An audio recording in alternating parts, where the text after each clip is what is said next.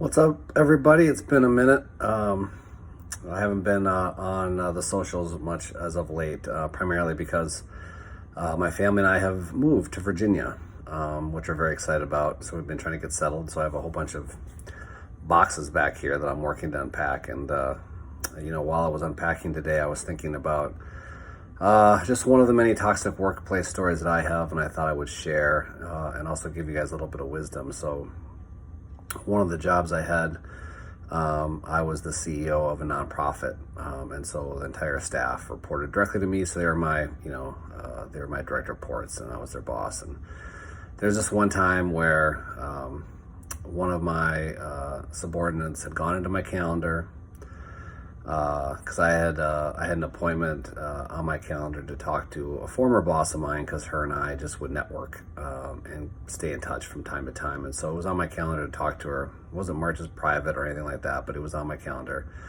And so she had gone into my calendar to see who I was talking to, because I actually didn't take the call in my office. And I didn't take the call in my office because those same people eavesdropped on my conversations and then tried to use what they heard to get me fired or to get me replaced. It was a hot mess. And anyways, then not only did she go onto my calendar, but she saw the name of the person I was meeting with, and then she went onto LinkedIn and looked up that person on LinkedIn as if she didn't know that the person who I was meeting with was going to see that she looked at her profile. So of course, the next day, my former boss, the person I was talking to on the phone, I think she texted me and said, "Hey, look who was looking at my profile during the same time that we were having our conversation yesterday." And sure enough, it was one of my subordinates. And it just was weird. Like, why would you do that? There's no reason to be doing that. There's no good reason to be doing that, right? So I'd have a conversation with her and say, "Hey, look, if you want to know why I have an appointment on my calendar, you should just ask me. Be direct. Say, hey, who are you meeting with? And if I want to tell you, I'll tell you. But if it's none of your business, I'm going to tell you it's none of your business, because it's none of your business. And so you have no business going on to my calendar and looking at those things. And it's weird. It's creepy. Honestly, it's kind of creepy. And I kind of had to give her a warning about that. And it wasn't well received, but not surprising. But there's all sorts of weird things. I've been talking to lots of clients recently about how they're working with coworkers and even some subordinates who are spreading rumors and gossiping about them and telling lies about them, and what should they do and how do they get around it and all that sort of thing. And the natural response is you want to tell someone and complain to someone, whether through an official complaint process through your HR department or through your direct supervisor, or maybe the owner of the company if it's a small company. But don't do that.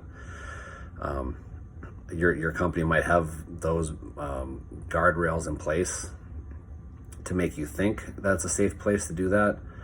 But most of the time when you go and you file an official complaint, or you talk to someone officially about how you've been treated, it puts a target on your back. And it doesn't matter how bad you've been treated. Most of the time, what they're going to do is they're going to find a reason to get rid of you. They're going to keep that other person for whatever reason. It's the reason why this toxic workplace thing is so broken. They're going to find a reason to keep that person and fire you. Why that is, I don't know, but that's just what happens. So don't go through that official HR channel unless it's your last resort. What I recommend is, ignore that coworker as much as possible. You can't control the fact that they're going to be gossiping and telling lies about you. All you can do is, keep your head down, do your job, do the best job you can. And in the meantime, be looking for a new job, because that's all you can do. If you're in that situation, you need to get out of that situation. I don't care what situation you're in. I know it can be hard if you need the money, if you need the job, but you've got to get out of there, because it's not good for your mental health. It's not good for your confidence. It's not good for your professional development. So you need to get out. If you need help getting out of a toxic workplace, reach out to me. I'd love to chat with you, see if I can help you. I do resume reviews, resume editing, LinkedIn profile updates, but more importantly, the thing that I'm really good at, that my clients really love, is my coaching.